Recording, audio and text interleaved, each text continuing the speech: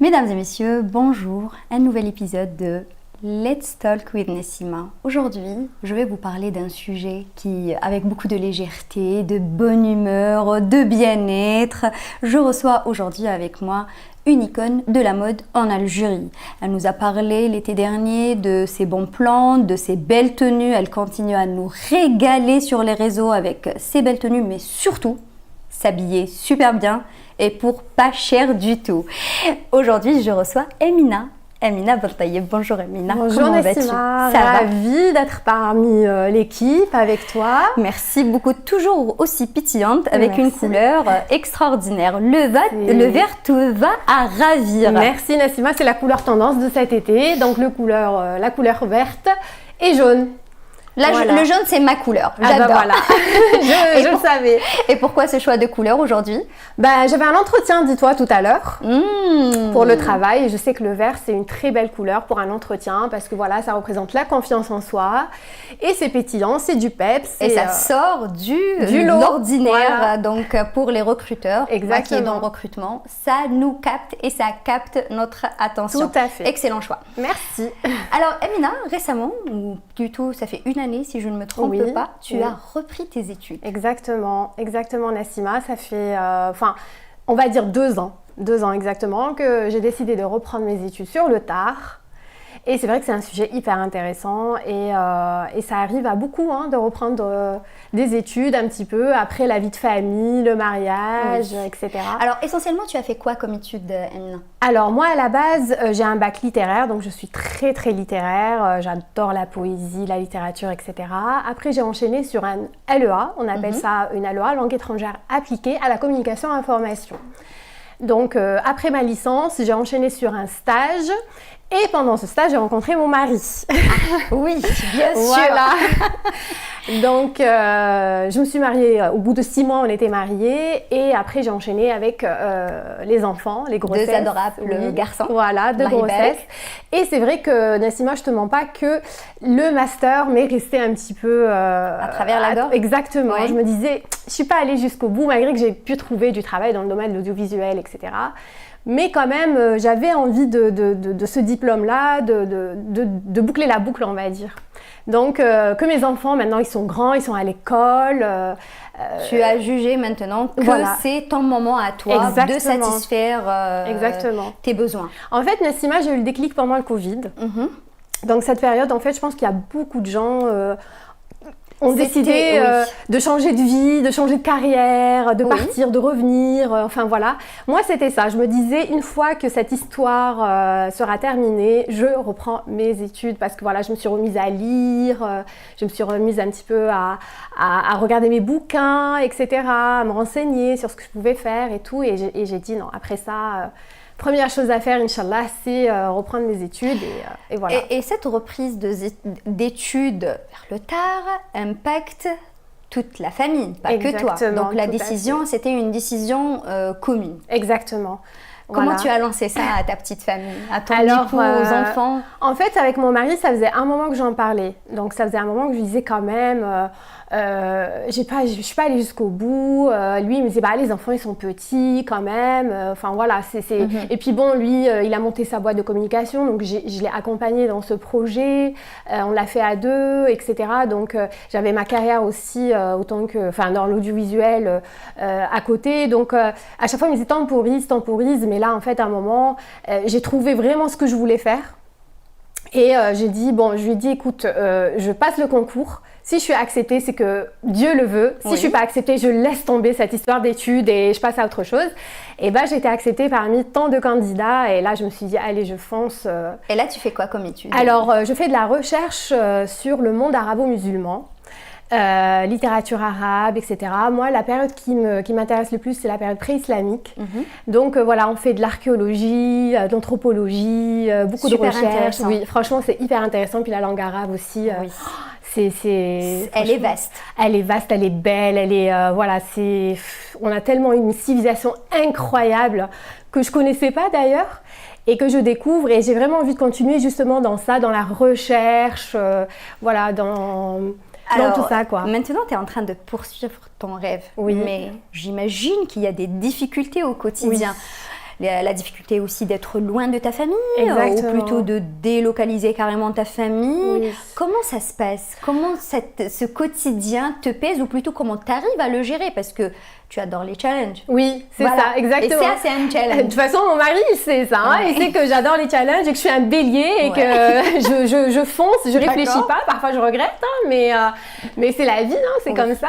Et en fait, il faut dire, Nassima, que moi, à la base, je vivais en France, en fait.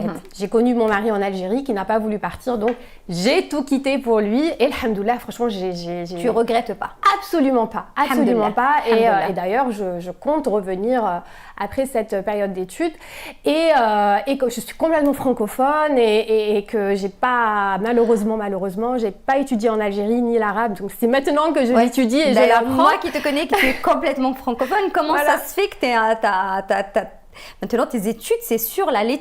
littérature arabe? Bah justement, j'apprends l'arabe, j'apprends à le lire correctement. Ouais. Voilà, donc j'étudie Je aussi sens la langue fierté. arabe. Ah oui, franchement, d'ailleurs, c'est ça aussi qui m'a poussée à faire ça, parce qu'en Algérie, j'ai eu des difficultés dans mon domaine par rapport à ça.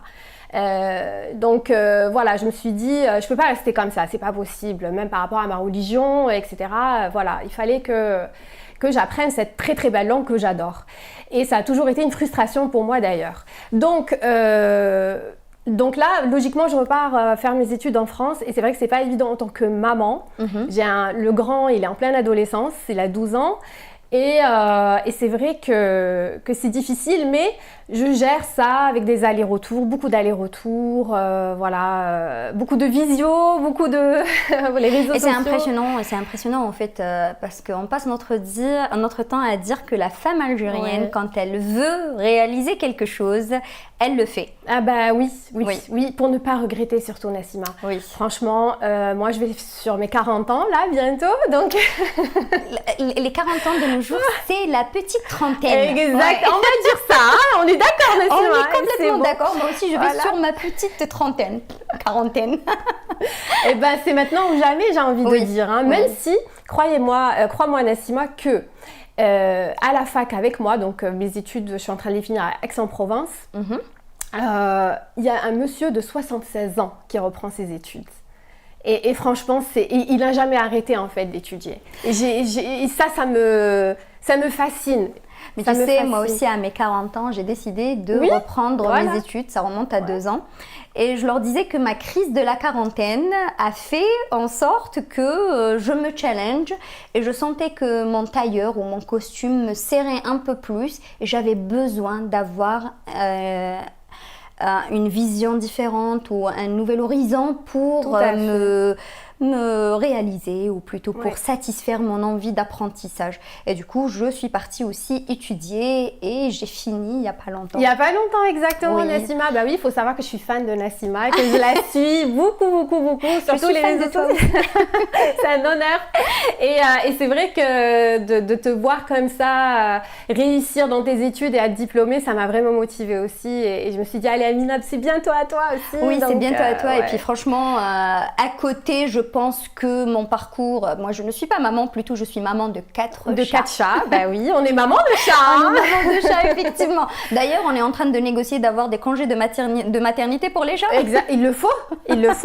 Ah oui, non, mais ça devrait être Voilà. notre droit quand même. Exactement. Donc je disais que le fait est d'être maman, d'avoir une vie de famille, et c'est surtout, je suppose que c'est le support de Mehdi, ton époux, Oui. qui a permis de réaliser tout cela. Oui, franchement, j'ai essayé les premiers mois, je me suis dit, bon, si on n'y arrive pas, si c'est trop compliqué pour les enfants, pour moi, cette petite séparation, enfin petite non, une grande séparation quand même, mais on va dire la France c'est à côté, c'est pas très loin non plus, Oui. des fois je tombe sur des billets vraiment pas chers, donc Ouais. je peux venir, des fois je viens un week-end, 3 jours, je repars, etc.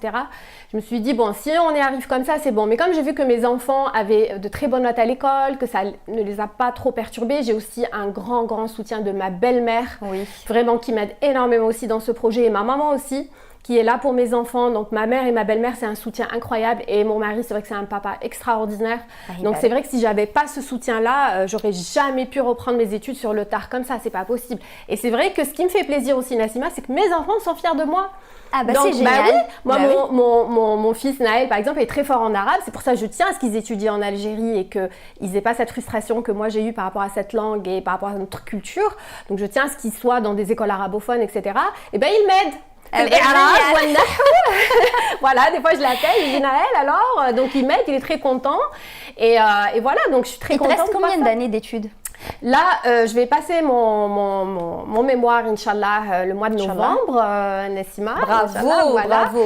Donc, je suis en train d'étudier, de travailler sur l'écriture koufi, donc la première écriture arabe.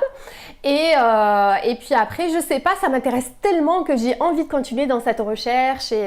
Mais peut-être dans un pays arabophone, peut-être en Jordanie, en Arabie Saoudite, je sais pas où est-ce que ce diplôme va me mener. Mais oui, j'aimerais bien même représenter l'Algérie dans ce domaine-là, dans la recherche excellent. Et pourquoi pas. Et peut-être on va plus te voir dans ce genre d'émissions de recherche, d'archéologie, de langue arabe, de culture que sur des émissions de mode.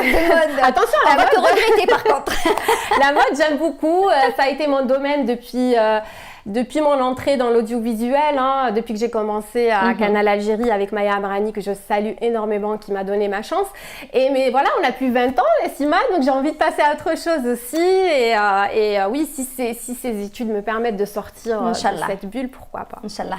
Amina, pour toutes ces femmes qui nous regardent aujourd'hui, qu'est-ce que tu leur conseilles? Pas que les femmes, comme ça on va pas être... tout le monde. Pour tout le monde. Okay.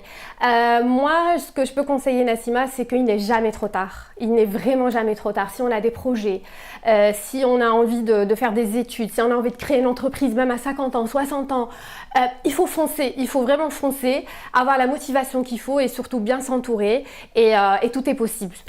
Merci infiniment, Amina, pour ton temps, pour ce partage et surtout pour cette sincérité et cette transparence et cette fraîcheur que tu as apportée au studio aujourd'hui. Merci beaucoup, Nassima, c'est gentil. Mesdames et messieurs, c'était Let's Talk with Nassima. Comme je le dis tout le temps, l'âge, ce n'est qu'un chiffre et c'est une limite limitante. Si vous avez envie de vous lancer, de vous découvrir, de faire autre chose, ce n'est jamais trop tard. Lancez-vous. Ne réfléchissez pas trop, lancez-vous. C'était Let's Talk with Nassima, share and like. Et puis surtout, partagez vos expériences avec nous. Excellente journée et à la prochaine!